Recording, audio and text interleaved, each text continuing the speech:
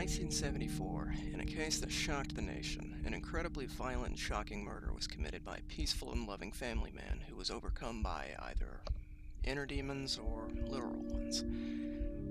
Osset is a market town near the city of Wakefield in the English county of West Yorkshire. Not necessarily the kind of town that struck most people as the sort of place where a sensational, bloody, horrific murder and talk of exorcisms and demonic possessions would stem from, but it is in Osset where our story begins. The Taylor family called the Osset district of Havercroft their home in 1974, and this family consisted of 31-year-old Michael Taylor, his wife Christine, their 5 children, and the beloved family dog. The family in their home was considered a mostly cheerful and happy one by their friends and neighbors, and Michael in particular was described by those who knew him as a mild-mannered but generally kind and loving father and husband. It was noted, however, that he was sometimes prone to minor bouts of depression, the cause of which had been due to a severe back injury he had received a number of years before, which had left him with chronic pain and an inability to find long-term employment. Apart from this observation, nothing else seemed to be amiss or unusual about the Taylor household. At the time, Osset had a highly religious population and most people regularly attended church, but the Taylors had never been particularly devout, mostly skipping church services that were held near where they lived. In a belief that Michael's periods of depression could somehow be eased with spiritual intervention, a family friend named Barbara Wardeman took it upon herself to introduce him to a church group called the Christian Fellowship Group, which was led by 21-year-old pastor Murray Robinson.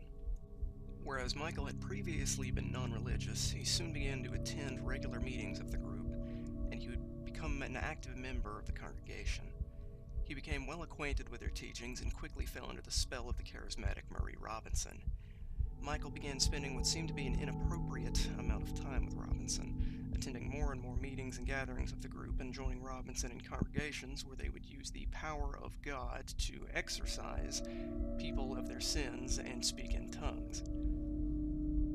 They also began to engage in private rituals, in which both Michael and Robinson would stay up all night making the sign of the cross at each other in order to ward off what they believed to be the evil power of the full moon. In fact, it soon became clear to the rest of the congregation that Michael had become somewhat enamored with Robinson. Unsurprisingly, Michael's attitude at home towards his family began to change as a result. He was spending less and less time at home with them, and when he was there, he was sullen and irritable and very argumentative. This was a total character change from the easygoing and peaceful way that Michael had once been, and the assumption was that the church group was somehow exerting a negative influence on him. The character change and the increasingly bizarre beliefs, erratic behavior, and bad attitude was clear to see to anyone who knew him. But most notably to Christine Taylor, on whom it was not lost that Michael had an infatuation with Robinson. During one congregation, Christine suddenly decided to publicly confront Michael about his relationship with Robinson and openly accuse him in front of people of being unfaithful. Now, if it already had sounded bad or strange at this point, this was at the point where Michael's behavior was going to take a turn for the worse. Michael was reported to have felt an evil influence cast a shadow over him, and then was compelled by this force. He suddenly vented a fury on surprisingly not Christine, but Robinson. He lashed out at her both verbally and physically to the point that several other churchgoers in the congregation moved into action and had to physically restrain him, fearing that he would either hurt himself or someone else. Perhaps it is a good example of religious mania that was running through the group. Marie Robinson later herself testified as what had happened when Michael attempted to attack her, stating, "I suddenly glanced at Mike and all of his features changed. He looked almost bestial. He kept looking over at me and there was this really wild look in his eyes. I started screaming at him out of fear. I started speaking in tongues, and Mike also screamed at me in tongues. I felt that I was on the verge of death and I seemed to come to my senses. I knew that only the name of Jesus would save me, and I just started saying his name over and over again, Jesus. When Christine, heard me calling on the name of Jesus, she too started saying it. I firmly believe that it was only by calling on his name that I was not killed." Michael would later claim to have had no memory of this incident. Incredibly, despite this frightening, violent outburst, the following day Michael was to receive full forgiveness and a church absolution from Robinson for what had happened between them. But none of the rest of the congregation could forget the outburst, and Michael was watched closely following this episode. It soon became apparent that his deteriorating, out-of-character behavior seemed to now be permanent, and was in fact getting worse as time went on, with his sanity clearly slipping. The seriousness and frightening condition that Michael was in was so severe that several local ministers became involved and came to the realization that Michael might be under the influence of demonic forces. Finally, the local vicar came into a controversial conclusion that an exorcism needed to be performed on Michael. Two ministers by the names of Peter Vincent and Reverend Raymond Smith were brought in to carry it out, and the exorcism was set to happen that midnight on the 5th of October 1974 at St. Thames Church in Barnsley. That night, in front of the congregation of the Christian Fellowship Group, the two ministers began the harrowing ritual, which would prove to last throughout the night and well into the following morning. As soon as the exorcism had started, Michael went into uncontrollable convulsions and fits of horrific bouts of spitting, scratching, and biting, requiring him to be forcefully tied down to the floor. Over the next 8 hours, Michael was subjected to all sorts of indignities, including having crucifixes shoved into his mouth and being doused with holy water. All throughout, Michael was growling and snapping at anyone who came near him.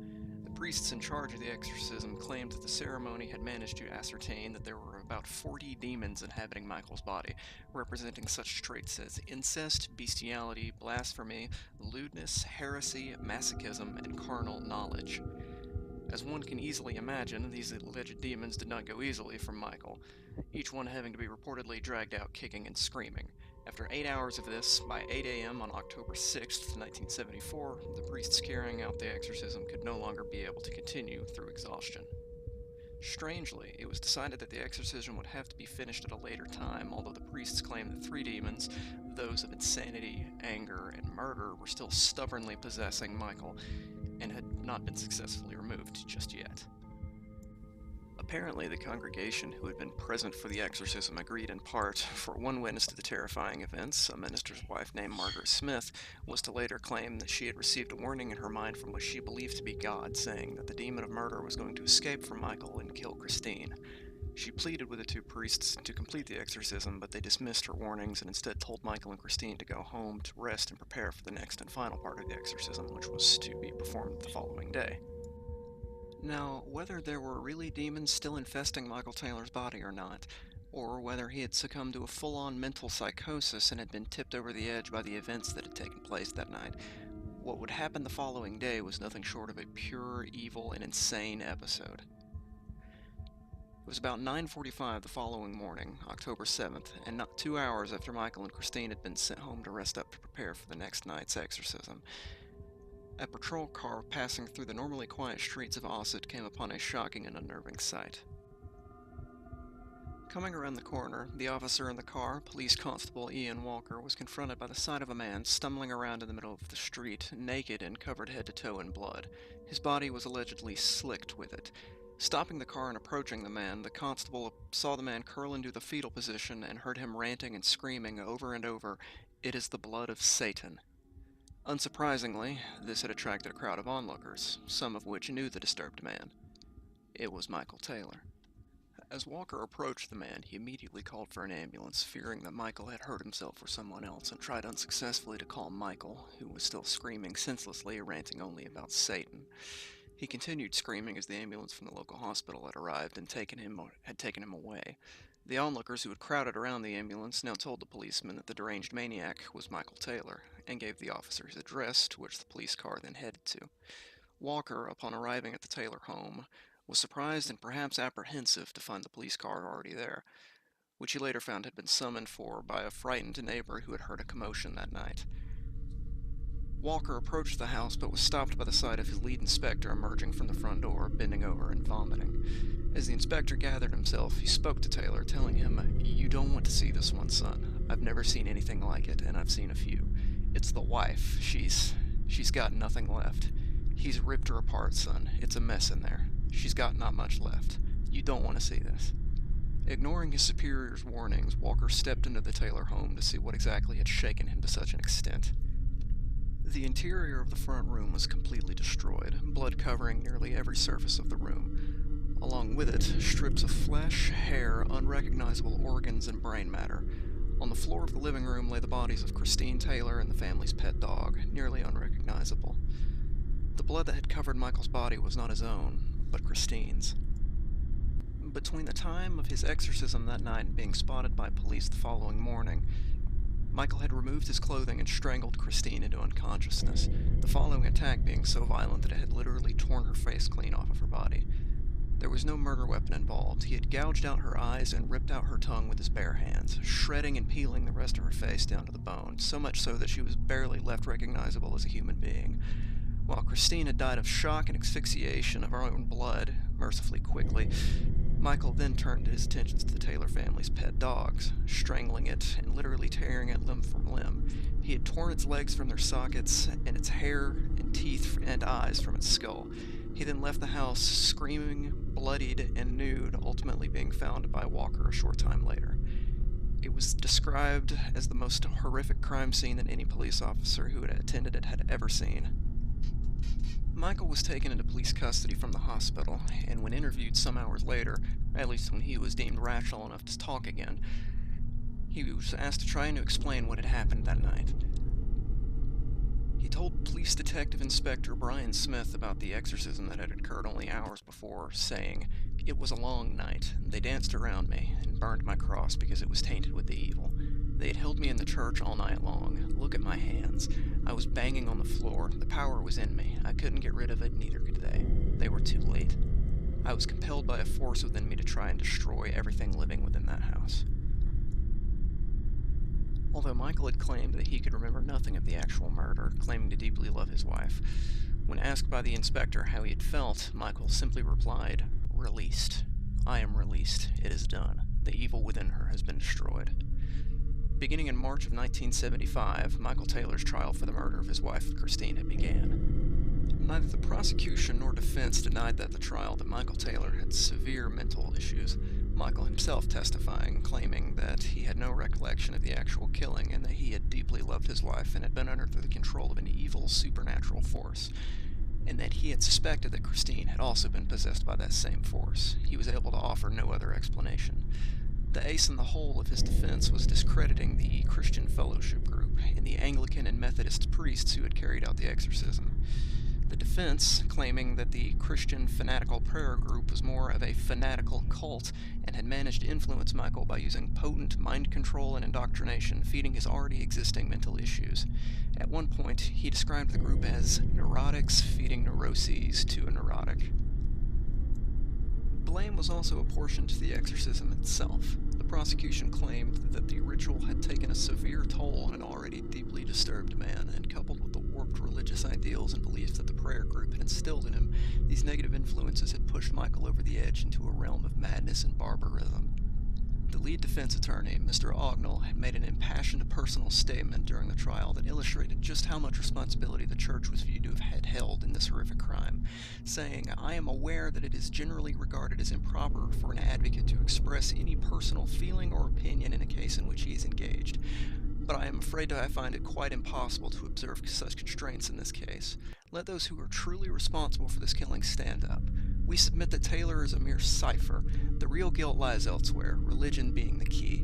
Those who have been referred to in evidence, and those clerics in particular, should be here with him in spirit now, in this building, and in each day that he is incarcerated in Broadmoor's mental facility, and not least on the day that he must endure the bitter reunion with his now 5 motherless children." Ultimately, the jury found Michael Taylor to be not guilty of the murder of his wife by reason of insanity. Deemed to be both clinically and legally insane, he was sent to Broadmoor Secure Hospital, where he would remain for 2 years, followed by another 2-year sentence at Bradford Royal Infirmary before being released back into the world, apparently cured. The aftermath of the trial was a public outcry over the use of exorcisms within the church, and indeed this became the last recorded exorcism to be carried out by the Anglican Church.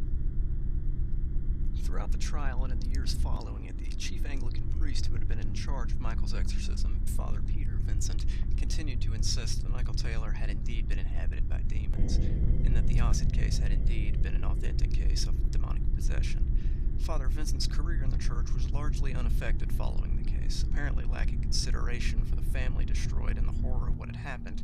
He was only known as saying, "God will bring out the good in this in his own way." After his release from the hospital, it is reported that Michael Taylor went back to live in Osset, although one can only wonder at the life he would have had in the township after such horror. How would his relationship with his children have been, if there was any relationship to be had? How does a person even begin to start again after committing such a heinous act? Following his release, he was known to display odd and bizarre behavior, suffering from severe bouts of depression, as well as making a total of 4 suicide attempts over the years. These involved cutting his wrists and jumping from a bridge, in which he badly injured his back and legs. Incredibly, for such a sensational and chilling crime, he was able to drop out of the news and public eye for many years. In the year 2005, he was arrested and subsequently been sentenced to prison for an unrelated crime.